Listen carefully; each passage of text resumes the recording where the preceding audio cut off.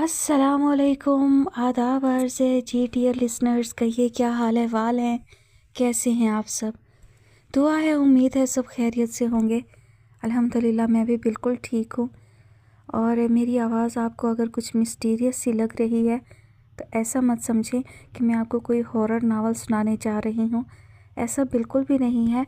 वही नावल जो रोज़ मैं आपको सुना रही हूँ इतने सारे दिनों से, उसी नावल की एपिसोड है। लेकिन आवाज़ इसलिए ऐसी हो रही है कि एक तो रात के 3 बज रहे हैं और मैं एपिसोड रिकॉर्ड कर रही हूँ। दूसरा, मैं मुकम्मल तौर पर कंबल के अंदर छुप कर रिकॉर्ड कर रही हूँ। और मैंने सोचा ये था कि मैं कंबल के अंदर बिल्कुल जो है हर तरफ से कंबल को ढाँप कर कि ज़रा सी भी ठंडी हवा ना आए फिर रिकॉर्डिंग करूँगी। लेकिन मुझे लग रहा है कि मैं ऐसा नहीं कर पाऊँगी। मुझे अंदर उलझन सी होती है और मेरा दम घुटता है, सांस रुकने लगता है। तो इसलिए फिर मैं बाहर मुंह निकाल लेती हूँ, लेकिन फिर उसके बाद जो है वो मेरी नाक ठंडी होना शुरू हो जाती है और आवाज़ भी बदल जाती है। और अभी एक और मसला भी सामने आ गया है कि मैं रिकॉर्डिंग कर रही हूँ तो मेरे मुंह से निकलने वाली जो भाप है, स्टीम जो है, वो मोबाइल की स्क्रीन को धुंधला कर रही है। तो इसका साफ मतलब ये है कि कंबल के अंदर मुंह करके तो बिल्कुल भी रिकॉर्डिंग नहीं की जा सकेगी। तो लीजिए जनाब, हम कंबल से बाहर आ गए हैं और चलते हैं अपने नावल की नेक्स्ट एपिसोड की जानिब। नहीं, परेशान मत हो, मैं बिल्कुल ठीक हूँ, मेरी तबीयत भी बिल्कुल ठीक है। बस ऐसे ही कभी कभी मेरा दिल करता है कुछ शरारत करने को, कुछ फ़नी करने को। तो मैंने सोचा चलें आपके साथ भी कुछ छेड़छाड़ कर ली जाए। पढ़ते हैं नावल की जानिब। नावल का नाम है दर्द शब हिजरा।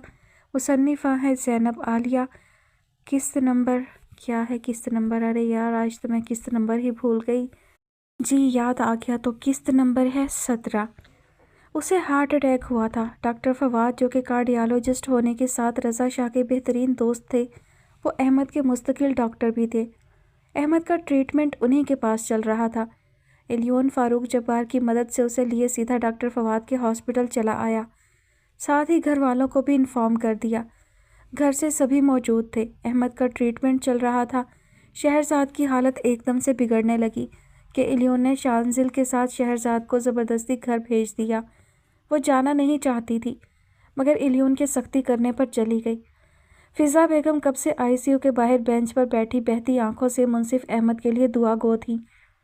मैंने मना किया था मत लेकर जाओ उसे, मगर तुमने मेरी बात नहीं सुनी। अगर उसे कुछ हुआ इलियोन तो मैं मर जाऊंगी। इलियोन के सीने से सर टिकाए वो हाल से बेहाल हो रही थी। इलियोन का इस बात पर ईमान मज़ीद पुख्ता हो गया कि वाकई ही माँओं के इल्हाम बिल्कुल सच साबित होते हैं। इलियोन भी पछताने लगा, काश वो माँ की बात मान जाता। जो हुआ वो कभी ना होता। फ़िज़ा, कुछ नहीं होगा मुंसिफ को, अल्लाह की ज़ात पर भरोसा रखो, सब बेहतर होगा। रज़ा शाह ने उनकी हालत पर तसल्ली और तशफ़ी दी, हालांकि उनका अपना दिल कर्ब में डूबा था। रज़ा, मेरे बच्चे ने पहले ही बहुत कम सहे हैं, अभी तो वो नॉर्मल ज़िंदगी गुजारने लगा है। अब अचानक से उसकी हालत क्यों बिगड़ गई? वो तो बहुत खुश था, ऐसा क्या हो गया कि वो इस हाल को जा पहुंचा? इलियोन फ़िज़ा बेगम का सर थपकते उन्हें तसल्ली दे रहा था, मगर उनकी बात पर उसकी सोच का ज़ाविया कहीं दूर चला गया। उसने अहमद से ज़िंदगी में पहली बार कितनी सफाई से झूठ बोला था कि वो जिस लड़की से पहली नज़र की एक तरफ़ा मोहब्बत में गिरफ़्तार हुआ है वो शादीशुदा नहीं बल्कि एक तवाइफ थी। उसको मोहब्बत एक आम लड़की से नहीं बल्कि एक तवाइफ से हो गई थी। उसकी उलझी गुत्थी भी आज ही सुलझी थी कि वही उसके ख्वाबों में बसेरा करने वाली लड़की थी।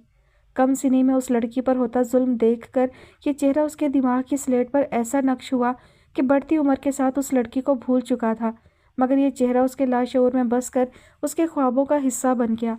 उसे आज समझ आई थी कि क्यों ये चेहरा पहली नज़र में जाना पहचाना सा लगा। क्यों यूँ लगा जैसे ये चेहरा वो पहले कहीं देख चुका है।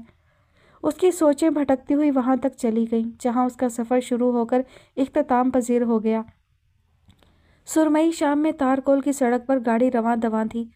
अहमद से बात ख़त्म करते अलविदाई कलमात कहे गए। कॉल डिस्कनेक्ट हुई ही थी कि इलियोन की नज़र हेडलाइट्स की रोशनी में अचानक से सामने भागकर आते नस्वानी वजूद पर पड़ी। उसने सर कंधे से उठाया कि उसका फ़ोन कंधे से गिर गया। उसका सारा ध्यान गाड़ी की तरफ चला गया। उसने बरवक्त चलती गाड़ी पर काबू पाते ब्रेक लगाया। गाड़ी के टायर चरचराए और गाड़ी एक झटके से रुकी। وہ وجود اس کی گاڑی سے ٹکرا کر زمین بوس ہوا۔ بوکھلائے ہوئے الیون نے حواس بحال کیے، جھٹ سے سیفٹی بیلٹ اتارا اور جلدی سے باہر نکل کر زمین پر گرے وجود کی جانب بڑھا۔ محترمہ آپ ٹھیک ہیں؟ آپ کو زیادہ چوٹ تو نہیں آئی؟ اس کی طرف سے جواب نہ ملنے پر وہ اس کی جانب جھکا۔ محترمہ آپ ٹھیک ہے نا؟ ایکچولی آپ کی اپنی غلطی ہے کہ آپ خود ہی میری گاڑی کے سامنے آ گئی۔ دوسری طرف سے جواب نہ آنے پر کہا گیا کہ بس وہ اوندھے منہ گری ہچکیوں سے رو رہی تھی۔ وہ گھٹنوں کے بل اس کے پاس بیٹھا۔ مجھے آپ کی فکر ہو رہی ہے، الیون نے مزید کہا۔ اس وجود نے اٹھنے کی کوشش کی مگر ناکام رہی۔ اس کی تکلیف کو محسوس کرتے مجبوراً الیون شاہ نے اسے کندھوں سے تھام کر سیدھا کرنا چاہا کہ وہ ڈر کر خود ہی سیدھی ہوئی۔ سامنے مرد کو خوفزدہ بہتی آنکھوں سے دیکھا۔ آپ؟ الیون فقط اتنا ہی کہہ سکا کہ مقابل نے اسے بولنے کا موقع ہی کب دیا تھا۔ وہ میری آپا مدد کیجیے۔ آنکھوں میں خوف کی لہر اٹھ رہی تھی تو لرزتی آواز دل کے ڈر کو بیان کر گئی۔ الیون نے الجھن زدہ نظروں سے اس کی جانب دیکھا جو روتے ہوئے پھر سے گویا ہوئی۔ خدارا آپ ان کے پاس جائیں، ایک مرد ان سے بدتمیزی کر رہا ہے۔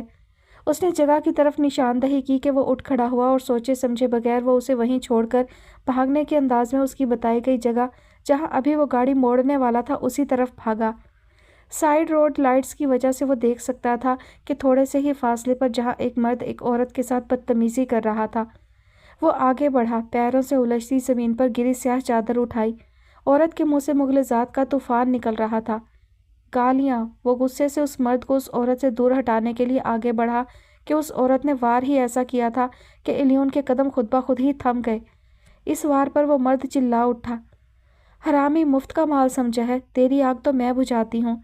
اس نے مرد کے سینے پر ہاتھ رکھ کر زور سے دھکا دے کر اس کے گھٹنے پر اپنے پیر کی ایک ضرب لگائی کہ وہ زمین پر گر پڑا اور تڑپنے لگا۔ اس عورت نے مرد کے سینے پر اپنے پیر کی زوردار ایڑی ماری۔ اس کی مار دھاڑ دیکھ کر ورطہ حیرت میں چلا گیا۔ اوپر سے اس کا لہجہ، اس کے کھلے ڈلے جملے، دشنام طرازی۔ اس عورت کو تو اس کی مدد کی قطعاً کوئی ضرورت نہ تھی۔ مہرماں بھی درد کو برداشت کرتے ہوئے الیون کے پیچھے ہی آ کھڑی ہوئی اور سامنے غزل کو دیکھنے لگی۔ غزل نے اس مرد کے منہ پر تھوک دیا جو ابھی بھی سڑک پر پڑا تھا۔ کسی حرامی سور کی اولاد، تو نے کیا سمجھا تھا؟ طوائف ہوں تو میری کوئی عزت؟ ارے عزت بیچتی ہوں مگر اپنے کوٹھے پر، بیچ سڑک پر نہیں۔ سینہ ٹھوک کر بولی۔ اسی غصے میں اس نے اپنے جوتے کی نوک اس کی پسلی پر مار کر بھڑاس نکالی اور پلٹی۔ سامنے ہی مہرماں کے ساتھ ایک لڑکے کو دیکھ کر اس کے قدم رک گئے۔ الیون شاہ کی نظر اس پر پڑی کہ وہ ساکت رہ گیا، ایسے جیسے اس کے جسم میں جان باقی نہ ہو۔ یہ کوئی اور نہیں، وہی نیاز بانٹنے والی تھی جس نے پہلی نظر میں ہی اسے اپنے حصار میں جکڑ لیا، جس کے پرسوز و ملال میں ڈوبے حسن نے اس کی نظر اس کی عمر کی طرف بھی نہ جانے دی۔ اسے اس شناخت کے ساتھ دیکھ کر اس کا دماغ سن ہونے لگا، آنکھوں میں بے یقینی کے ساتھ دکھ در آیا۔ غزل نے اس کے پہلو میں کھڑی مہرماں کو گھسیٹ کر اپنے پیچھے کیا، جیسے مرغی اپنے بچوں کو اپنے پروں کے نیچے چھپاتی ہے۔ اس کے گھسیٹنے پر اس نے بمشکل ٹانگ کے درد سے اٹھنے والی کرہ کو دبایا جو گاڑی سے ٹکرا کر نیچے گرنے کی وجہ سے پیدا ہوا تھا۔ تو بھی امیدوار ہے؟ تجھے بھی ہم سے کچھ چاہیے یا محض تماشائی ہو؟ وہ نڈر انداز میں اس کی طرف دیکھ کر بولی، جبکہ الیون شاہ تو اس کے کراہیت زدہ جملوں اور اس حوالے پر ہی ساکت رہ گیا جس نے اس کے دماغ کو ہی جھنجھوڑ کر رکھ دیا تھا۔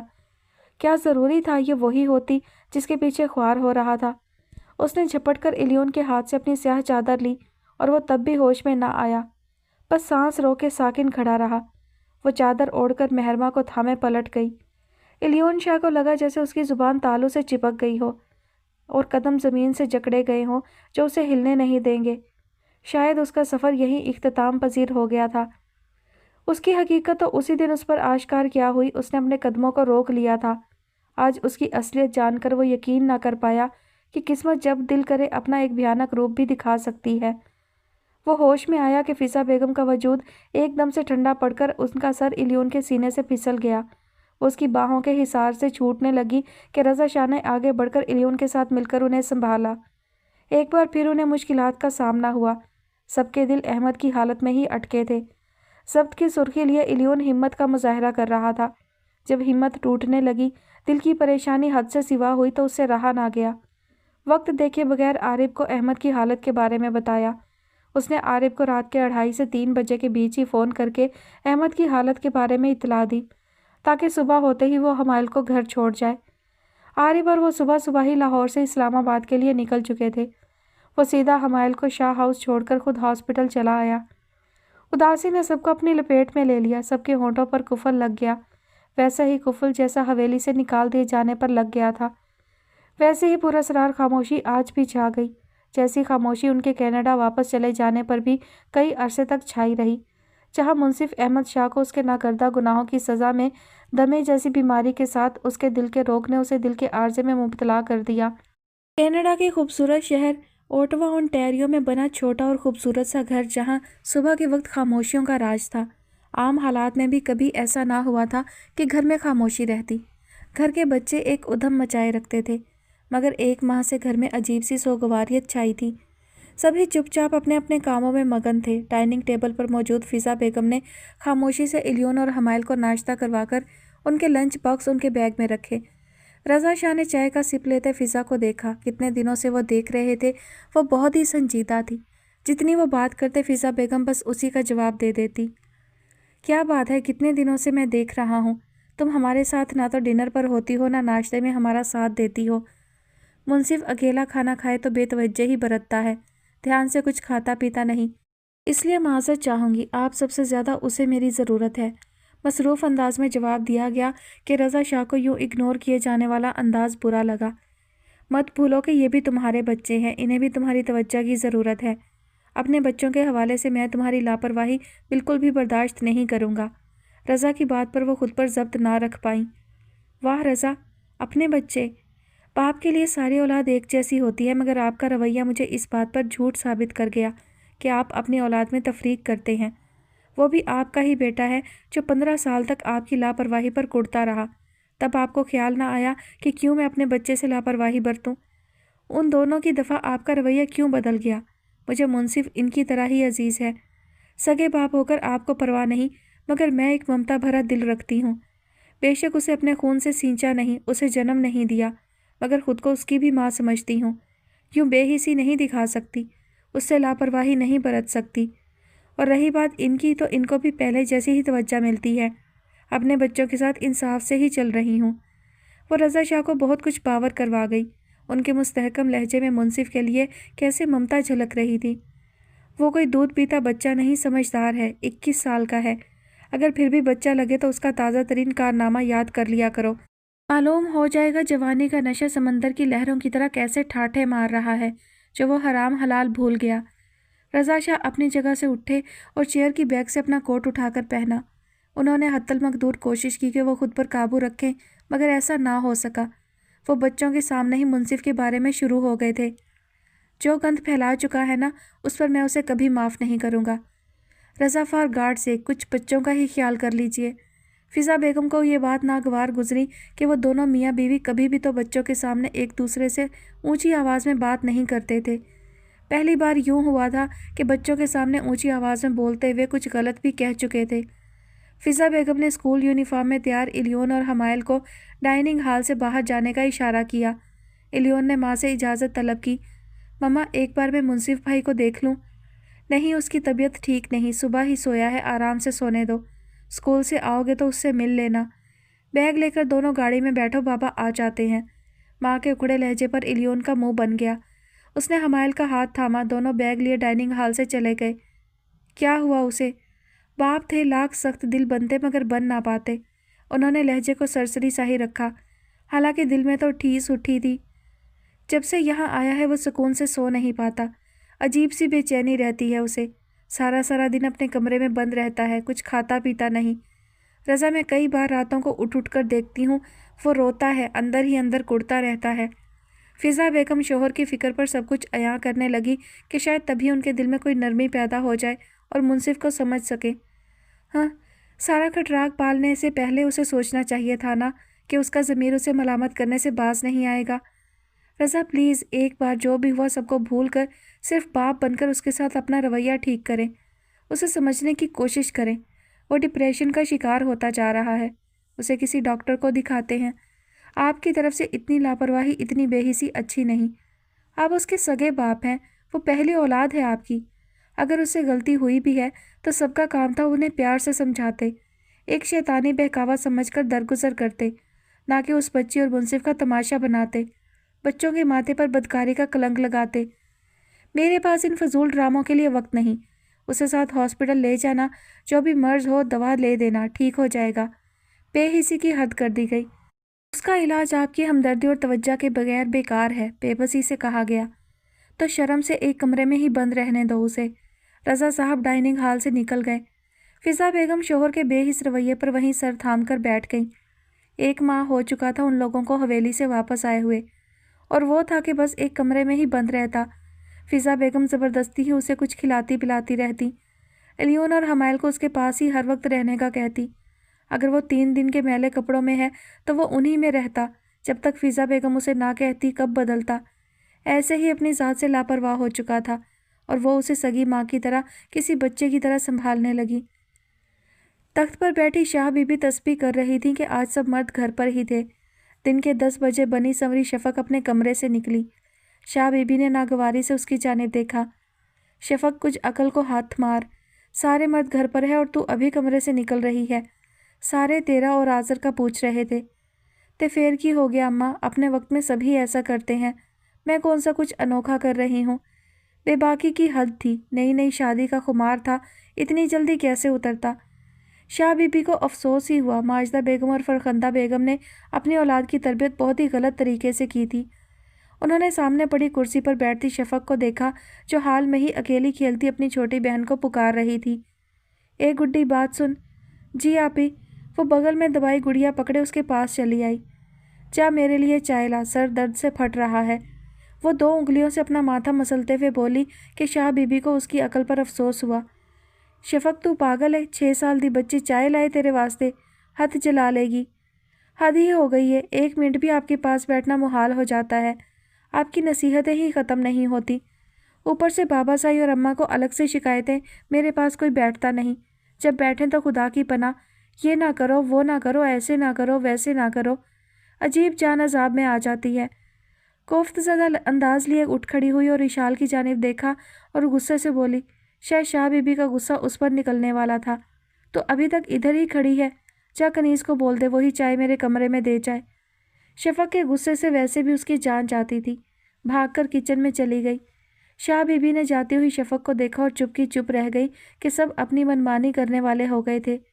منصف کی تربیت انہوں نے ہی کی تھی، اب تو وہ ماجدہ اور فرخندہ بیگم کو ان کی اولاد کی کوئی غلطی گنوانے لگتی تو وہ دونوں بہنیں 1 سیکنڈ بھی ضائع کیے بغیر ان کی جان کو آ جاتی، منصف کے نام کے تانے دے دے کر شاہ بی بی کو ہی چپ کروا دیتی۔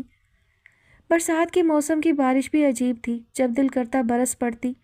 برسات کی طرح اب اس پر بھی یہی عالم چھایا رہتا کہ اس کی آنکھوں کا جب من کرتا بغیر کسی بات کے برس پڑتی۔ ابھی بھی تو ایسا ہی ہوا تھا۔ وہ بھیگا وجود لیے چت لیٹی تھی کہ عبدل کی معصوم شکل آنکھوں کے سامنے کیا لہرائی، اس کی آنکھیں برس پڑی، گھٹی گھٹی سسکیاں اس کے خوبصورت کمرے میں گونجنے لگی۔ کتنی کٹھن مسافت سے وہ گزر رہی تھی، اور نہ جانے کتنا کٹھن سفر طے کرنا باقی تھا۔ آج پورے 1 ماہ بعد وہ اپنے بھائی اور ماں سے مل پائی تھی۔ گاؤں سے نکالے جانے کے بعد وہ چھوٹے سے شہر میں ایک کمرے کے مکان میں ہی رہنے لگے۔ یہ مہربانی اس کے شوہر نے ہی کی تھی۔ ماں اور بھائی سے مل کر اسے کتنا سکون ملا تھا، اتنا سکون تو اسے اپنے شوہر کے بڑے گھر پر بھی میسر نہ تھا۔ ابھی ہی وہ اپنے شوہر کے ساتھ برستی بارش میں ان سے مل کر آئی تھی کہ ماں اور بھائی کو دیکھ کر اس کی ہمت ٹوٹ گئی۔ آتے ہی وہ اپنا بخار میں تپتا لاغر جسم لیے اپنے عالی شان کمرے کے کشادہ بیڈ پر ڈھیر ہو گئی۔ عبدل کی حالت دیکھ کر وہ خود بھی رو پڑی، جو اس کی جدائی میں بخار میں پھنک رہا تھا۔ اسے دیکھ کر کیسے اس کا چہرہ کھل اٹھا تھا کہ جب تک وہ وہاں رہی 1 پل بھی تو اس سے دور نہ ہٹا، بس اس کا پلو پکڑے اس کے ساتھ ساتھ رہا۔ وہ ماں بیٹی کچھ بات کرنا چاہتی تھی مگر عبدل کی وجہ سے دونوں خاموش رہ گئیں۔ سفینہ بی بی کے چہرے سے وہ اندازہ لگا سکتی تھی کہ اس کی ماں اسے بنی سنوری بھاری سونے کے زیور میں لدی پھندی دیکھ کر مطمئن ہو گئی ہیں، ورنہ تو وہ کڑتی ہی رہی کہ 19 سالہ تطہیر کا شوہر اس سے عمر میں کافی بڑا 32 سالہ مرد تھا۔ وہ بھی ماں کو مطمئن دیکھ کر خاموش رہ گئی۔ اس کا بہت دل تھا کہ وہ 1 رات کے لیے اپنے بھائی کے پاس رک جائے، مگر اس کے شوہر نے صاف انکار کر دیا۔ وہ اپنے باپ کی حالت دیکھ رہی تھی، جو اتفاقی طور پر گھر پر ہی مل گیا تھا اور اس کے شوہر کے سامنے بچھا چلا جاتا، جس نے اس کی جان بخش کر اس کا قرضہ معاف کر دیا تھا، بلکہ 20,000 اضافی ہی تھما دیے تھے۔ ایک قسم کا اس کا سودا ہی ہوا تھا۔ اس کا باپ تو اس کے شوہر کا شکر گزار تھا جس نے اس جیسے غریب کی بیٹی کو، جو کسی کے ساتھ پکڑی گئی تھی، اسے قبول کر لیا۔ آتی دفعہ عبدل کی روتی شکل آنکھوں کے سامنے جھلملائی کہ اس کی اپنی آنکھیں بہہ نکلی، مگر سخت دل بنی اپنے شوہر کے ساتھ واپس گھر لوٹ آئی۔ دھڑ کی آواز پر کمرے کا دروازہ کھلا۔ وہ ڈری نہیں تھی اور نہ ہی چونکی تھی، بس اپنی سسکیوں کا گلا گھونٹ گئی۔ جانتی تھی اس کا شوہر اپنے شراب کا دور پورا کر کے اس کے پاس آیا ہے۔ اس نے جھٹ سے آنکھیں صاف کی اور کروٹ بدل کر آنکھیں موند گئی۔ اس کا ارادہ ابھی گیلے کپڑے بدلنے کا تھا، مگر شوہر کی آمد پر اس کا ارادہ دھرے کا دھرا رہ گیا۔ اسے دیکھ کر کبوتر کی طرح آنکھیں بند کر گئی۔ نشے میں ڈوبی آواز سے اس کا نام پکارنے کے ساتھ ہی وہ اس کا رخ اپنی طرف موڑ گیا۔ وہ جانتا تھا وہ سوئی نہیں، بس اسے دیکھ کر سونے کی اداکاری کر رہی ہے۔ تطہیر، داؤد میری طبیعت۔ تطہیر نے بھیگی پلکیں اٹھائے متورم آنکھوں سے اپنے شوہر کی نشے سے بھری سرخ آنکھوں میں دیکھا۔ اسے داؤد سے خوف آتا تھا، مگر زبان پر تالا لگائے رکھتی۔ وہ اس کی پراسرار شخصیت سے خوف کھاتی تھی۔ آج تم بہت پیاری لگ رہی ہو۔ اچھا کیا تم نے حلیہ نہیں بدلا۔ جانتی ہو جب میں نے تمہیں پہلی بار دیکھا تھا ایسے ہی بارش میں بھیگی ہوئی تھی۔ تم نے مجھے اپنا دیوانہ بنا لیا۔ یہی بات تو اس کے نصیب کو سیاہی بخش گئی تھی۔ روز یہی بات ہوتی اور روز وہ اپنی دیوانگی کا ثبوت پیش کرتا۔ لاکھ چاہنے کے باوجود وہ ہار جاتی۔ ایک ماہ اس کے ساتھ رہتے ہوئے اسے اندازہ ہو چکا تھا کہ اس کا شوہر کن خصلتوں کا مالک ہے، جو گھر پر ہی ہفتے میں ایک بار ضرور کسی نہ کسی لڑکی کو لاتا۔ وہ سمجھ چکی تھی کہ اس کا شوہر سیدھے رستے سے بھٹکا ہوا ہے۔ اس کے باپ میں اور داؤد میں کچھ خاص فرق نہ تھا، دونوں ایک جیسے تھے، بس داؤد بیگ امیر تھا اور اس کا باپ غریب۔ خانزادہ پیلس جس میں ہارون خانزادہ اپنے اکلوتے بیٹے کے ساتھ رہتے تھے۔ فاطمہ ان کی سگی بھتیجی تھی، جو بچپن سے ہی تیمور خانزادہ سے منسوب کی جا چکی تھی۔ ہارون صاحب کو فاطمہ سے دلی وابستگی تھی، اسی لیے وہ فاطمہ اور تیمور خانزادہ کی شادی کروانا چاہتے تھے، مگر جب تیمور نے باپ کی بات سنی تو ہتھے سے اکھڑ گیا۔ دوسری طرف ہارون خانزادہ تھے، جن کے اپنے وضع کیے گئے کچھ اصول و قوانین تھے، جن سے انحراف کی اجازت وہ خود کو بھی نہ دیتے۔ اسی لیے تیمور خانزادہ کی بات پر وہ کیسے خاموش رہتے کہ وہ بہت انوکھی بات کر چکا تھا۔ تم ہماری محبت کا بہت ہی ناجائز فائدہ اٹھا چکے ہو تیمور خانزادہ، اب مزید نہیں۔ تمہیں ہر معاملے میں ہم نے منمانی کرنے دی۔ زندگی کے ہر میدان میں تم نے جو چاہا وہی پایا، مگر اب تمہاری منمانی نہیں چلے گی۔ جس بھی لڑکی کا تم ذکر کر رہے ہو اسے بھول جاؤ تو تمہارے حق میں بہتر رہے گا۔ تمہیں شروع سے ہی یہی باور کروایا گیا تھا کہ فاطمہ ہی تمہاری بیوی کے روپ میں اس گھر میں رہے گی۔ اس کے علاوہ تمہاری جتنی لڑکیوں سے دوستی رہی ہم خاموش رہے، مگر اب نہیں۔ ٹھنڈی طبیعت کے مالک ہارون خانزادہ کا جلال اس وقت اود آیا جب ان کے اکلوتے چشم و چراغ نے اپنی من پسند لڑکی سے شادی کرنے کا ذکر کیا۔ ڈرائنگ روم کے باہر کھڑی فاطمہ ان کی بحث و تکرار بخوبی سن سکتی تھی۔ ہارون صاحب یہی چاہتے تھے تیمور سے پیار اور محبت سے ہی بات کریں، مگر وہ انہیں سختی پر مجبور کر رہا تھا۔ وہ ابھی بھی حتی المقدور کوشش کر رہے تھے کہ خود پر قابو رکھتے ہوئے تحمل سے کام لیں، جوان بیٹے سے نرمی سے ہی قابو کریں، مگر تیمور خانزادہ لگتا تھا نرمی سے قابو آنے والی شے نہ تھی۔ فار گاڈ سیک ڈیڈ، مجھ میں اور فاطمہ میں زمین آسمان کا فرق ہے۔ مجھے اس جیسی گھٹی گھٹی اور چھوئی موئی لڑکیاں بالکل بھی پسند نہیں۔ ہماری سوچ ہمارے خیالات میں بہت تضاد ہے، ہمارا نبھا مشکل ہے۔ میری زندگی میں اگر کسی کی جگہ بن سکتی ہے تو بس عنایا۔ ہوش میں رہو تیمور خانزادہ، ایک ایسی لڑکی جو ایک ماڈل ہے، جس کا پیشہ خود کو بے پردہ کیے مردوں کے دل بہلا کر پیسہ کمانا ہے، خانزادہ خاندان کی بہو ہرگز نہیں بنے گی۔ ایسی لڑکیوں سے دل تو بہلائے جا سکتے ہیں، گھر نہیں بسائے جاتے۔ وہ اس گھر کی بہو نہیں بن سکتی، بہو بنے گی تو صرف فاطمہ۔ ہارون خانزادہ کی بات میں پوشیدہ ضد پر اس کی ضدی طبیعت بھی اود آئی۔ بچپن سے اب تک وہ اپنی منمانی کرتا آیا تھا، ایسے کیسے ہو جاتا کہ زندگی کا سب سے اہم ترین فیصلہ وہ باپ کی پسند کی گئی لڑکی سے شادی کرتا، جن کی سوچ خیالات رہن سہن میں بہت فرق تھا۔ میں بھی صرف عنایا سے ہی شادی کروں گا، اس کے علاوہ کسی سے نہیں۔ ضدی لہجہ ہارون خانزادہ کو حتمی فیصلہ سنا گیا۔ اس عمر میں ہمارے سر پر خاک ڈلواؤ، توف ہے ہم پر جو ساری زندگی تم پر نچھاور کر دی۔ سوتیلی ماں کا سایہ تم پر پڑنے نہیں دیا، کہیں تم پر سے پردہ نہ چلے جاؤ۔ آنے والی عورت نہ جانے تمہارے ساتھ کیسا سلوک کرے۔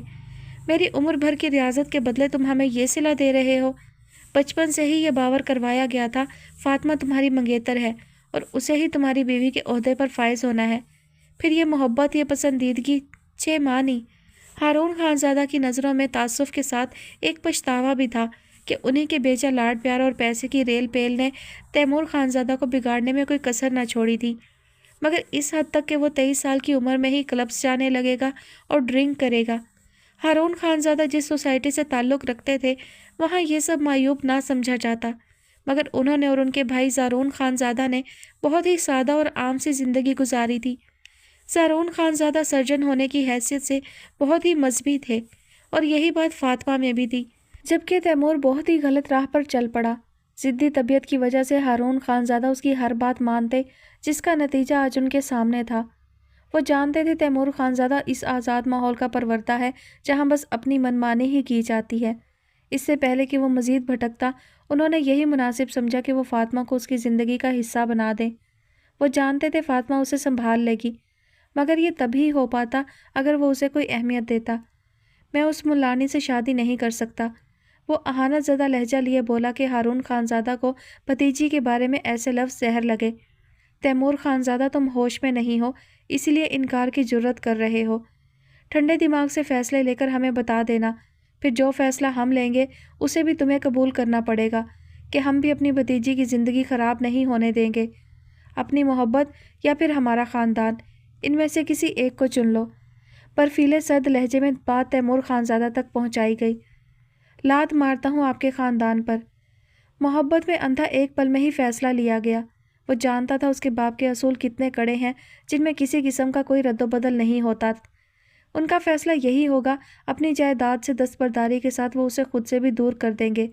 وہ جیسا بھی تھا، مگر یہ سچ تھا کہ وہ اپنے باپ سے بہت محبت کرتا تھا، مگر اس کی طبیعت میں سمجھوتا نام کی کوئی چیز تھی ہی نہیں، تو کیسے ان کی بات مان جاتا۔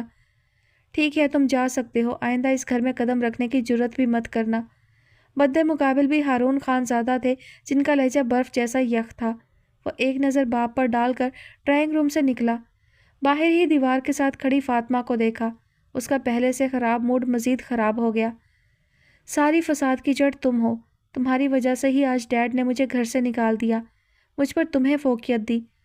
وقتی طور پر میں اس گھر سے جا رہا ہوں، مگر میں اپنی بیوی کے ساتھ واپس اس گھر میں آؤں گا اور تب تم اس گھر سے نکلو گی، یاد رکھنا۔ اس پر دل کی بھڑاس نکال کر چلا گیا۔ وہ جو شروع سے فاطمہ کو پسند کرتا تھا، بچپن میں اس کے ساتھ کھیل کود، ہنسی مذاق سب ہوتا، لیکن عروج شباب میں قدم دھرتے ہی اس کے اندر نئی امنگیں جاگنے لگیں۔ وہ فاطمہ سے اپنے اور اس کے رشتے کے حوالے سے کچھ خواب سجانا چاہتا تھا، ساتھ گھمانا پھرانا، آؤٹنگ کرنا، ان گزرتے لمحوں کو اپنی یادوں میں قید کرنا چاہتا تھا، مگر فاطمہ محرم اور نامحرم کی ڈور میں الجھ کر رہ گئی۔ وہ جانتی تھی شریعت میں نکاح ہی سب سے مضبوط بندھن ہوتا ہے، اسی لیے وہ تیمور کے سامنے بہت کم آنے لگی۔ سنجیدگی سے اس سے بات کرنا، اس سے فاصلہ رکھنا، وہ تو اپنے مذہبی طریقے سے چلنے لگی تھی، مگر تیمور اس بات کو سمجھ نہ پایا۔ یوں ہی وقت کروٹ بدلنے لگا، دونوں بالغ ہوئے۔ تیمور کو فاطمہ سے چڑ سی ہونے لگی، شاید وہ اس کی ذات کو کوئی اہمیت نہ دیتی تھی، بس اپنی ذات میں گم رہتی، اسی لیے اس کا رویہ فاطمہ کے ساتھ بدل گیا۔ اسے بھی لگنے لگا فاطمہ جیسی لڑکی اس کے ساتھ بالکل بھی نہیں جچتی۔ پھر اس کی منزل عنایا ہاشمی بن گئی جو اس کی کلاس فیلو تھی، پیشے سے ایک ماڈل جس کے پیچھے یونیورسٹی کے ہزاروں لڑکے جان دیتے تھے۔ اس نے تیمور خانزادہ جیسے بندے کو اپنی زلفوں کا اسیر بنا لیا۔ وہ اس کی محبت میں پور پور ڈوب گیا۔ فضا بیگم کچن سے نکلی۔ رضا اور بچوں کے آنے کا وقت ہو چکا تھا۔ منصف نے صبح بھی ٹھیک سے ناشتہ نہ کیا تھا، اس لیے فضا بیگم اس کو کھانے کے لیے ہی بلانے آئی تھی۔ وہ دروازہ کھول کر اندر داخل ہوئی، جہاں معمول کے مطابق وہ ظہر کی نماز کے بعد قرآن کی تلاوت کر رہا تھا۔ اس کی آواز میں ایک تاثیر تھی، ایک کرب تھا۔ یہ پرسوز آواز ان کے کانوں میں پڑی جہاں وہ پڑھی جانے والی آیتوں کا ترجمہ پڑھ رہا تھا، اور جو لوگ پرہیزگار عورتوں کو بدکاری کا الزام لگائیں اور اس پر 4 گواہ نہ لائیں تو ان کو 80 درے مارو اور کبھی ان کی شہادت قبول نہ کرو، اور یہی بدکار ہے۔ ہاں، جو ان کے بعد توبہ کر لیں اور اپنی حالت سنوار لے تو اللہ بخشنے والا مہربان ہے۔ فضا بیگم نے گلے میں لیا گیا دوپٹہ پھیلا کر سر پر اوڑھا اور خاموشی سے اس کے پاس جا کر بیٹھ گئی۔ تھوڑی دیر بعد ہی منصف نے قرآن کی تلاوت ختم کی اور قرآن پاک الماری میں رکھنے لگا۔ کیسی طبیعت ہے اب؟ نرم و شیریں لہجے میں پوچھا گیا۔ بہتر ہوں، کھانا لگا دو؟ بھوک نہیں۔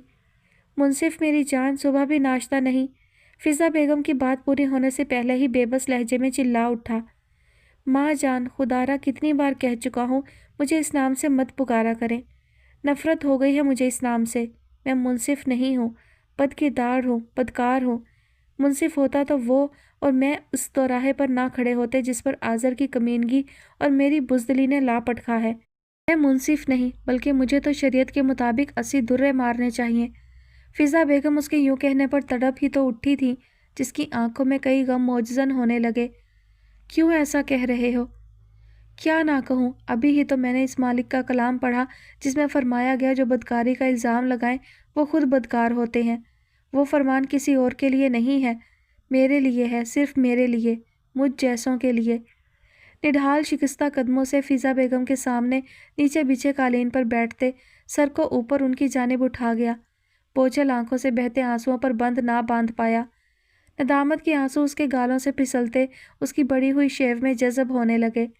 کئی راتوں سے تو وہ اس مالک کے حضور رو رہا تھا، گڑ گڑا رہا تھا، مگر دل تھا کہ کسی پل چین نہ پاتا، بس اضطرابی و بے چینی میں ڈوبا رہتا۔ منصف میرے بچے، میں جانتی ہوں تم بے قصور ہو۔ ہاں ہوں بے قصور ہوں، کس کو یقین دلاؤں؟ میں نے نیک لڑکی پر بہتان باندھا، تہمت لگا دی۔ سزا کا مستحق میں تھا، وہ نہیں۔ سزا تو ناحق تم دونوں کو ملی ہے، تم دونوں بدنام ہو گئے۔ وہ گاؤں سے نکالی گئی اور تم حویلی سے۔ کیا واقعی ہی حویلی سے نکالے جانا میرے لیے سزا ہے؟ اگر یہ سزا ہے تو بہت ہی انوکھی سزا ملی جس میں مجھے اتنے حسین رشتے مل گئے۔ اور اس کی کیسی سزا تھی جس میں اسے اس کی کچی جھونپڑی سے نکال دیا گیا؟ کیا اس کے رشتے اسے جدا نہیں ہوئے ہوں گے؟ آپ میری سگی ماں نہیں ہیں تو کیوں آپ کو اتنا یقین ہے کہ میں بے قصور ہوں، جبکہ میرے سگے ہی میرے خلاف ہو گئے؟ جنہوں نے مجھے پالا پوسا، کیا انہیں اپنی پرورش، اپنے خون پر بھروسہ نہیں تھا؟ آپ کیوں مجھ پر بھروسہ کرتی ہیں؟ کیوں مجھ پر یقین کامل رکھتی ہیں کہ میں نے ایسا نہیں کیا؟ کیوں مجھے اپنے ساتھ اپنے گھر پر لائی؟ میری وجہ سے اپنے گھر میں بیزاریت بنا رکھی ہے آپ نے۔ کیوں مجھے دنیا کے رحم و کرم پر نہیں چھوڑا؟ کیوں میرے گرد اپنی محبت کا حصار باندھ رہی ہیں کہ بعد میں آپ بھی مجھے اذیت دیں گی نا؟ آپ بھی مجھے شاہ بی بی بابا سائیں کی طرح خود سے مانوس کر کے کسی جھوٹی بات پر دھتکار دیں گی، اکیلا کر دیں گی مجھے۔ میں نے آج تک اپنے گرد لوگوں کے ہجوم اسی لیے اکٹھا نہیں کیا کہ کہیں میں ان سے مانوس نہ ہو جاؤں، اور پھر وہ سبھی مجھے اکیلا چھوڑ جائیں گے تو میں کیا کروں گا؟ آج وہ اپنے دل میں چھپے خوف کو عیاں کر پایا تھا۔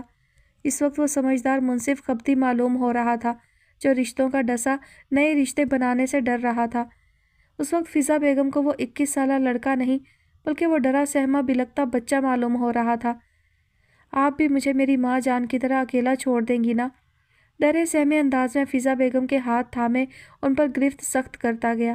اس کی دھندلائی پر آپ آنکھیں جن میں کرب و ملال، دہشت و خوف کیا کچھ نہ تھا۔ فضا بیگم کا دل کٹ کر رہ گیا۔ بولیے نا، وہ ان کی گود میں سر چھپائے پناہ ڈھونڈنے لگا۔ ماں ہوں، نہیں چھوڑ سکتی تھی اکیلا۔ کیوں تم خوفزدہ ہونے لگے ہو منصف؟ میں تمہارے ساتھ ہوں، ہر پل ہر گھڑی، جب تم مجھے پکارو۔ روندے ہوئے گلے سے فضا بیگم بولتے اس کے بالوں میں انگلیاں پھیرنے لگیں۔ میں بے قصور ہوں، ٹوٹے بکھرے لہجے میں یقین دلایا گیا۔ میں جانتی ہوں۔ اس کے سر کو سہلاتے فضا بیگم نے کرب سے آنکھیں بند کی کہ ان کے خاموش آنسو ان کے گالوں پر پھسل کر گود میں دھرے منصف کے بالوں پر جا گرے۔ کیوں اتنا یقین؟ پھر سے وہ سوال دہرا بیٹھا، نہ جانے کیا جاننا چاہتا تھا۔ تمہارے چہرے کی معصومیت بتاتی ہے کہ تم بے قصور ہو۔ وہ اس کا چہرہ گود سے اٹھا کر اپنے ہاتھوں کے پیالے میں لیے محبت سے بولتے ہوئے اس کی نم پلکوں کو چوم گئی۔ ایسا پیار تو کبھی شاہ بی بی نے بھی اس سے نہ کیا تھا جتنا فضا بیگم کرنے لگی تھی۔ کیا تھی وہ عورت؟ محبت سے گوندھی ہوئی، محبت کی مورت، ہر خود غرضی حسد سے پاک۔ ہاں ہوں میں بے قصور، جو بھی کیا وہ سب آزر نے کیا۔ نہ جانے وہ کون سا راز تھا جس کی وجہ سے آزر نے تطہیر کو اس مقام تک پہنچایا۔ سارا کیا دھرا اسی کا ہے۔ آج شاید وہ دل کی حالت سے بے بس ہو کر سارا حال دل فضا بیگم سے بیان کر رہا تھا، اور وہ چپ سادے اسے سنتے ان کی آنکھیں حیرت و بے یقینی سے پھٹ گئیں۔ کیسا گھناؤنا کھیل کھیلا گیا تھا۔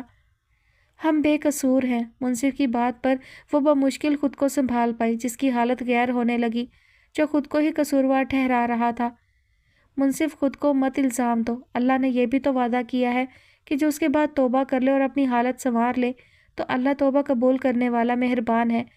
تو تم بھی توبہ کرتے ہو، ندامت کے آنسو بہاتے ہو نا؟ یقین کامل رکھو، وہ مالک معاف فرمانے والا ہے۔ ماں میں جانتا ہوں اللہ میرے دل کی ندامت پر مجھے بخش دے گا، مگر تطہیر کا کیا؟ وہ میری وجہ سے اذیت میں ہوگی۔ ان کی خاموش نظروں میں جہاں میرے لیے محبت تھی، وہاں میں نے ایک پل میں ہی اس محبت بھری نگاہوں میں اپنے لیے بے یقینیوں، بدگمانی اور نفرت کا ٹھاٹھے مارتا سمندر دیکھا۔ وہ لاکھ چھپائے مجھ سے، مگر میں اس کے گریز کو جانتا تھا۔ وہ بھی میری طرح اپنی محبت کا گلا گھونٹ رہی تھی۔ ایک پل میں نے سب کچھ تباہ کر دیا۔ منصف کی باتوں پر فضا بیگم تو ورطہ حیرت میں چلی گئی۔ انہوں نے منصف کا چہرہ بغور دیکھا، جہاں ندامت سے چور آنکھوں میں بس ایک ہی عکس بسا تھا۔ منصف تم؟ ہاں، میں ان سے محبت کرتا ہوں۔ آپ بتائیں، جہاں محبت ہو وہاں ایسی بدکاری کی جاتی ہے؟ میں نے کبھی انہیں آنکھ بھر کر نہیں دیکھا کہ میری محبت اس بات کی اجازت نہیں دیتی، تو میں کیسے وہ گناہ کرتا؟ مجھے ان سے آج سے نہیں بلکہ بچپن سے محبت ہے۔ نفرت ہے مجھے اس ذات پات کی برتری سے، اس اونچ نیچ کی فوقیت سے، امیری غریبی، مالک نوکر سے۔ کمال ہو گیا یہ تو! رضا شاہ نے تالی بجا کر دونوں ماں بیٹے کو اپنی جانب متوجہ کیا، جو شاید آفس سے لوٹے تھے۔ فضا بیگم تر چہرہ لیے ڈر کر منصف کے ساتھ ہی کھڑی ہو گئی۔ بھائی! اسکول یونیفارم میں الیون اور حمائل بھاگ کر منصف کی ٹانگوں سے جا چمٹے۔ وہ آئے تو خوشی خوشی منصف سے ملنے تھے، مگر فضا بیگم نے انہیں جلدی سے ان کے کمرے میں بھیج دیا۔ منصف کا آنسوؤں سے تر چہرہ باپ کے سامنے جھکا ہوا تھا۔ تمہاری محبت کا اظہار اس بات پر مہر لگا چکا ہے کہ تم اور وہ نیچ ذات کی لڑکی واقعی ہی بدکاری کے مستحق ہوئے ہو۔ یہ تم لوگوں کی محبت نہیں، ہوس ہے، جو خود تم بھی سارا قصہ اپنی زبانیں بیان کر چکے ہو۔ رضا شاہ کے کری الفاظ اس کے چہرے کو تاریک کرتے چلے گئے۔ ایک جھٹکے سے انہوں نے اسے برزخ میں دھکیل دیا، جس میں جلتی آگ اس کے جسم و روح کو اپنی لپیٹ میں لے کر اسے بھسم کرنے لگی، جس پر وہ بلبلا اٹھا اور ضبط کھو بیٹھا۔ نہیں ہے ہم بد کردار؟ کیا آپ نے خود اپنی آنکھوں سے ہمیں ایک ساتھ ہر حد پھلانگ کر تخم پاشی کرتے دیکھا تھا؟ وہ سرخ چہرہ لیے کھلی اور بے باک بات کرتے رضا شاہ کے جلال کو ہوا دے گیا۔ وہ ایک جست میں اس تک پہنچے، اس کے چہرے پر اپنا بھاری ہاتھ چھوڑ چکے تھے۔ پورے کمرے میں بھاری تھپڑ کی آواز گونج کر دم توڑ گئی۔ منصف نے چہرے پر ہاتھ رکھ کر باپ کو دیکھا۔ فضا بیگم حیرت سے کھل جانے والے منہ پر ہاتھ رکھے ورطہ حیرت میں چلی گئی کہ کبھی رضا شاہ کا یہ رویہ دیکھا تھا۔ دیکھو اس کو کیسی بےہودگی دکھا رہا ہے۔ خود سب کے سامنے تماشا لگا کر اپنی بے حیائی کو کتنی ڈھٹائی سے بتا رہے تھے۔ اب یہ صفائیاں دینا کیا معنی رکھتا ہے؟ وہاں پر سب گواہ تھے، تمہارے اس لڑکی کے خلاف تھے۔ تمہارے پاس تو ایک گواہ بھی نہیں تھا۔ ہاں، میں مجبور تھا وہ بکواس کرنے پر، مگر ہماری پاکیزگی کو اللہ تو دیکھ رہا تھا نا، وہ انصاف کرے گا۔ جن رشتوں پر آپ کو بہت مان ہے نا، اللہ نے چاہا تو وہی انہی کے منہ سے سب پردے اٹھوائے گا۔ وہ نیچ ذات کی بد کردار، بس کیجئے اسے نیچ اور بد کردار کہنا۔ نیچ وہ نہیں، آپ کا خاندان ہے جس نے آپ کی بیٹی کو بھی نہیں چھوڑا، اس گھٹیا شخص نے حمائل کو بھی نہیں چھوڑا۔ ضبط کی سرخی لیے پھولے سانسوں سے وہ مشکل بات مکمل کر پایا کہ اس الزام پر رضا شاہ کا اس پر پھر سے اٹھتا ہاتھ ہوا میں ہی معلق ہو کر رہ گیا کہ فضا بیگم رضا شاہ کا ہاتھ روک چکی تھی۔ وہ جھٹ سے منصف کے سامنے دیوار بنے کھڑی ہو گئی۔ ہو کیا گیا ہے رضا آپ کو؟ یوں جوان بیٹے پر ہاتھ اٹھائیں گے؟ تم بیچ میں مت پڑو، وہ دہاڑے۔ کیوں نہ پڑھوں، ماں ہوں اس کی۔ آج شاید دوسری بار وہ منصف کے لیے رضا شاہ کے مد مقابل آئی تھیں، اور شاید آگے بھی ایسا ہی ہونے والا تھا۔ اگر ماں ہو تو سمجھاؤ اسے، اس لڑکی کے لیے میرے منہ کو آ رہا ہے، مجھے اور میرے خاندان کو گالی دے رہا ہے۔ کیا لگتی ہے وہ تمہاری، جس نے ہمارے خاندان کا تماشا بنا دیا؟ پورا گاؤں تھو تھو کر رہا تھا۔ اتنا سب کچھ ہو جانے کے بعد بھی اس کے دل میں کیسے اس نیچ لڑکی کے لیے ہمدردی ہے؟ خود کو بچانے کے لیے اس بچی کو بیچ میں گھسیٹنے لگا ہے یہ۔ وہ خشمگی نظریں منصف پر گاڑے اسی پرجلال لہجے میں بول رہے تھے۔ منصف نے نمی زدہ آنکھوں سے باپ کی جانب دیکھا۔ اس لیے کہ محبت کرتا ہوں ان سے، پست لہجے میں بولتا نم زدہ آنکھیں لیے کمرے سے تو کیا گھر سے ہی چلا گیا۔ فضا بیگم تعصب زدہ رضا شاہ کو دیکھ کر رہ گئی، جو ابھی بھی منصف کو برا بھلا کہہ رہے تھے، جس کی وجہ سے سارا خاندان ان سے کٹ گیا تھا۔ وہ بار کلب میں اپنی محبت عنایا کے سامنے بیٹھا تھا۔ اس نے اپنی اور اپنے باپ کی تکرار سے آگاہی دی، جس پر وہ تیمور کو وقتی دلاسے دیتی رہی، ورنہ تو وہ اندر سے پریشان ہو اٹھی۔ ہم شادی کر لیتے ہیں، انکل سے معافی مانگیں گے تو وہ معاف کر دیں گے، تم دل پر مت لو۔ وہ اپنے اصول سے کبھی انحراف نہیں کرتے، ہمیں کبھی معاف نہیں کریں گے۔ سامنے پڑا زہریلا سیال حلق میں انڈیلتے ہوئے بجھے لہجے میں بولا، میں ہوں نا تمہارے ساتھ، سب ٹھیک ہو جائے گا۔ سب والدین ایسا ہی کرتے ہیں، بعد میں سب ٹھیک ہو جاتا ہے۔ تیمور تم جانتے ہو نا میں تم سے کتنی محبت کرتی ہوں، میں تمہیں کھونا نہیں چاہتی۔ اس دنیا میں میرا واحد سہارا تم ہی ہو، بہت محبت کرتی ہوں تم سے، نہیں رہ سکتی تمہارے بغیر۔ انایا محبت سے چور لہجے میں بولتے اس کا ہاتھ اپنے مومی ہاتھوں میں تھام گئی۔ میں بھی تمہارے بغیر نہیں رہ سکتا انایا، یہ بات تم بھی جانتی ہو کہ میں تم سے تمہاری محبت سے زیادہ تم سے محبت رکھتا ہوں، اسی لیے تو سب کچھ چھوڑ کر تمہارے پاس چلا آیا۔ بس ایک بار ہماری شادی ہو جانے دو، جب وہ ہمارے بچوں کو دیکھیں گے تو دیکھنا انکل کا دل خود ہی پسیج جائے گا، وہ خود ہمیں خانزادہ پیلس لے کر جائیں گے۔ انایا لگاوٹ زدہ لہجے میں بولتے اسے قائل کرنے لگی۔ پھر ان دونوں نے شادی کر لی۔ انایا کو یہی تھا کہ کسی طرح وہ خانزادہ پیلس میں چلی جائے، باقی وہ سب سنبھال لے گی، کہ اسے تیمور خانزادہ سے زیادہ اس کی دولت سے محبت تھی۔ مگر شاید اس نے ہارون خانزادہ کو بہت ہی ہلکا لیا تھا، اور تیمور کے لاکھ منع کرنے کے باوجود وہ خانزادہ پیلس گئی۔ اپنی اور تیمور کی محبت کا رونا رویا، مگر وہاں سے ذلیل کر کے نکال دی گئی۔ انایا کو ہر طرف خسارے ہی دکھائی دینے لگے۔ وہ تو بہت ہی آسان کام سمجھ رہی تھی، مگر وہ خود ہی اپنے لیے خسارہ چن چکی تھی۔ اس نے تیمور خانزادہ سے دولت کے لیے شادی کی تھی، مگر وہ تو خود کنگلا ہو گیا تھا، تو اس پر کھلا پیسہ کہاں سے خرچ کرتا۔ اب آئے روز لڑائی جھگڑے ہونے لگے۔ انایا کی دوستوں کی بہتات، وہ ماڈلنگ سے جتنا کماتی خود پر لگاتی، اور تیمور خانزادہ خالی ہاتھ، کوئی ہنر تو تھا نہیں ہاتھ میں، ابھی عمر ہی کیا تھی، اسٹڈی نامکمل۔ اس نے جیسی شاہانہ زندگی گزاری تھی، اب فقیری کی زندگی اس کے لیے جان کا عذاب بننے لگی۔ اوپر سے انایا اسے ذہنی اذیت سے دوچار کرنے کے لیے آوارہ دوست بنانے لگی۔ اس کی ماڈلنگ کے کارنامے تیمور خانزادہ کا دماغ خراب کر گئے کہ وہ بولڈ شوٹس کروانے لگی تھی۔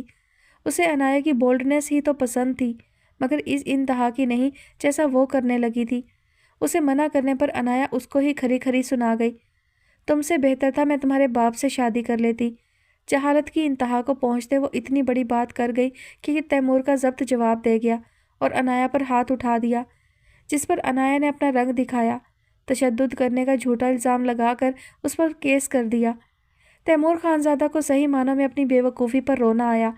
وہ جسے محبت سمجھتا تھا وہ تو دھوکہ نکلا۔ ایک عورت کی بے وفائی، اس کا عورت ذات سے بھروسہ اٹھ گیا، اس پر زندگی تنگ ہونے لگی، اور پہلی بار تیمور خانزادہ کسی کے سامنے جھکا تھا، باپ سے معافی کا طلبگار بن بیٹھا، اور واپس اسی دوراہے پر آیا جہاں وہ تنفر بھرے لہجے میں ان کے حسب نسب اور سٹیٹس کو ٹھکرا کر گیا تھا۔ ٹھیک ہے، تم اس لڑکی کو طلاق دے دو، میں تمہیں معاف کر دوں گا۔ پہلی بار ہارون خانزادہ اپنی بات سے پھرے تھے۔ اگر ایسا کر سکتے ہو تو ٹھیک ہے، نہیں تو تمہاری مرضی ہے، ہم آج بھی اپنی بات پر قائم ہیں۔ تیمور خانزادہ نے جس جلد بازی میں اپنے خاندان اور محبت میں سے اپنی محبت کو چنا تھا، آج بھی اسی جلد بازی سے فیصلہ لیا، مگر اس بار اس نے اپنے خاندان کو چنا تھا، کہ وہ بھی انایا جیسی لڑکی سے جان چھڑانا چاہتا تھا، جو دولت کی پجارن تھی، جسے محبت نہیں صرف دولت چاہیے تھی۔ مگر اس گھر کے دروازے تب تک تم پر بند رہیں گے جب تک فاطمہ اس گھر کی بہو کی حیثیت اختیار نہیں کر لیتی۔ ایک بات اور، یہ گھر خانزادہ پیلس فاطمہ کے نام کر دیا ہے میں نے۔ بے شک تم اس سے شادی نہ کرو، مگر یہ گھر اسی کا ہے اور رہے گا۔ تم نے اسے گھر سے نکالنے کا کہا تھا، تو میں بتا دوں کہ وہ اس گھر سے کہیں نہیں جائے گی۔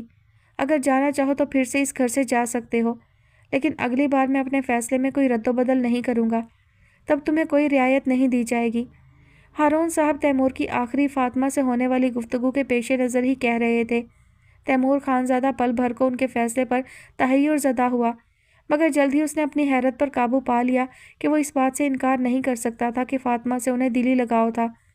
دوسری اہم بات، اگر فاطمہ سے نکاح کرو گے تو اس کے بعد تم تیسری چوتھی شادی کا سوچو گے بھی نہیں۔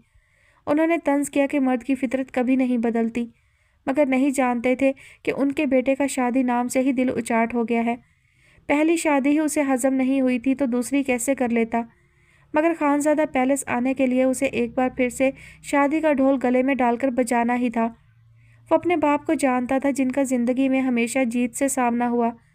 ہارون خانزادہ بیٹے کی بکھری حالت کے بارے میں پل پل کی خبر رکھتے تھے، اسی لیے فاطمہ کا آپشن اس کے سامنے رکھا، سمجھتے تھے وہ اسے سنبھال لے گی۔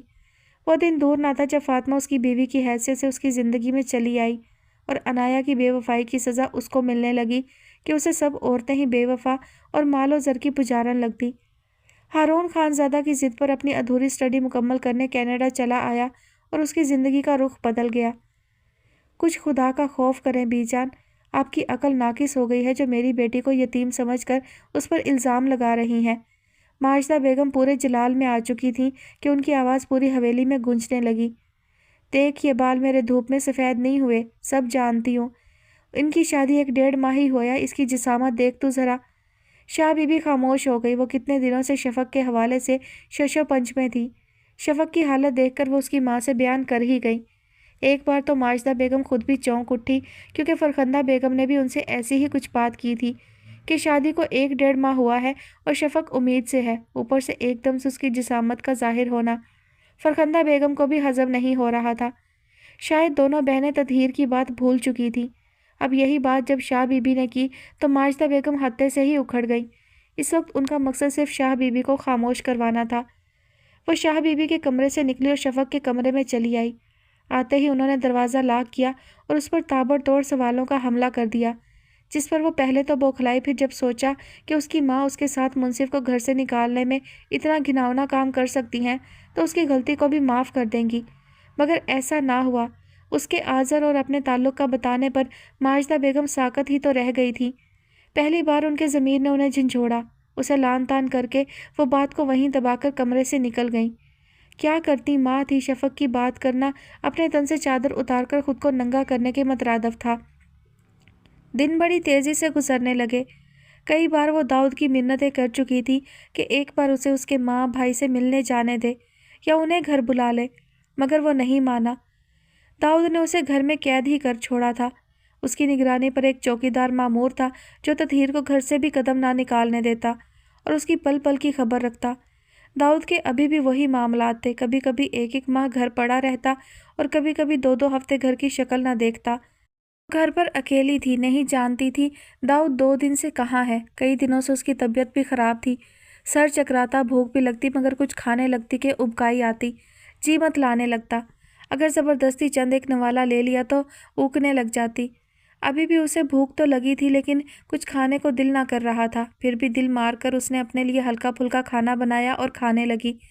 ابھی وہ پہلا نوالا منہ کی طرف لے کر جا رہی تھی کہ اس کے ہاتھ کی حرکت تھم گئی۔ آس پاس سے ہی کہیں اذان کی بلند آواز اس کے کانوں میں پڑ کر دماغ تک رسائی پا گئی کہ غافل دماغ بیدار ہوا۔ یہ پکار کس کے لیے بلند ہو رہی تھی؟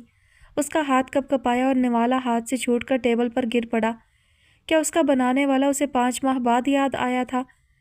جس کی آواز اس کے کانوں میں گونجنے لگی، اس نے اس کے قلب اور کانوں پر پردہ ڈال دیا تھا یا خود اسے بھلا بیٹھی تھی؟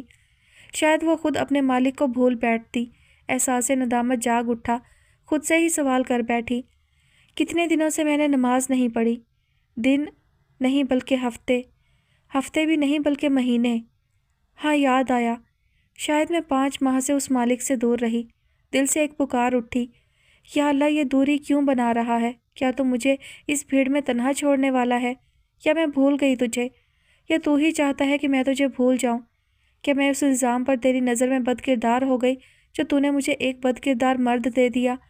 آنکھیں پر نم ہوئی، وہ وہیں ٹیبل پر رکھے بازو پر سر ٹکا کر بلک بلک کر رو دی، سسک پڑی۔ حلق میں جیسے ببول کے کانٹے اگ آئے ہوں جو اس کے گلے کو زخمی کرتے اسے لہو کا مزہ چکھا رہے ہوں۔ لرزتی آواز بے قابو ہوئی تو پورے گھر میں اس کے چلانے کی آوازیں گونجنے لگیں۔ مالکہ، یہ ناانصافی کیوں کی تو نے؟ تو جانتا ہے میں با کردار تھی، بد کردار نہیں۔ مجھ پر الزام لگایا گیا، مجھے بد کردار، بد چلن، فاجر لڑکی کہا گیا۔ کیوں میرے ساتھ ایسا ہوا، جس پر مجھے اتنا بھروسہ تھا کہ اگر ایک رات میں اس کے ساتھ رہوں تو وہ نہ خود بھٹکے گا نہ مجھے بھٹکنے دے گا؟ اس نے میرے بھروسے کو تار تار کر دیا، بد کرداری کا کلنک میرے ماتھے پر لگا دیا، مجھے بدنامی سے ہمکنار کر دیا۔ اگر وہ ایسا گھٹیا الزام نہ لگاتا تو آج میں بکی نہ ہوتی اور نہ داؤد بیگ جیسے مرد سے پالا پڑتا۔ خدا کرے منصف ساری عمر بے سکونی تمہارا مقدر رہے، تم کبھی بھی خوش نہ رہو، تم مر جاؤ ذلیل و خوار۔ اس کی زبان اس کا ساتھ چھوڑ گئی، بد دعا مکمل نہ ہو سکی کہ دل اس کو ایسا کہنے پر روک چکا تھا۔ نفرت کرتی ہوں میں تم سے، شدید نفرت۔ تم نے مجھے تباہی کے دہانے پر لا چھوڑا۔ نفرت ہے مجھے تم سے جس نے میری زندگی تباہ کر دی۔ صرف تمہاری وجہ سے داؤد بیگ جیسا انسان میرے نصیب میں لکھ دیا گیا۔ بولتے بولتے اس کی آواز رند گئی۔ یا اللہ، میں کیا تیری نظر میں بد کردار تھی جو تو نے مجھے ایک بد کردار مرد کو سونپ دیا جو شرابی اور زانی ہے؟ کیا میں بھی ایسی ہی تھی جو تو نے مجھے اس مرد کو سونپ دیا جو ایک فاحش انسان ہے؟ روتے ہوئے اس نے اپنی کلائی سے سر اٹھایا۔ کیسی آزمائش میں تو نے مجھے ڈال دیا کہ میں اتنی سخت آزمائش پر تجھے بھول بیٹھی؟ میں تجھے بھول بیٹھی یا تو مجھے خود سے دور کرنا چاہتا ہے؟ اگر ایسا ہے تو یوں مت کر کے تیرے بغیر میں تباہ ہو جاؤں گی۔ وہ روتے روتے نڈھال ہوئی، آنکھوں کے سامنے ایک دم سے اندھیرا چھا گیا کہ وہ کرسی سے گر کر بے ہوش ہو گئی۔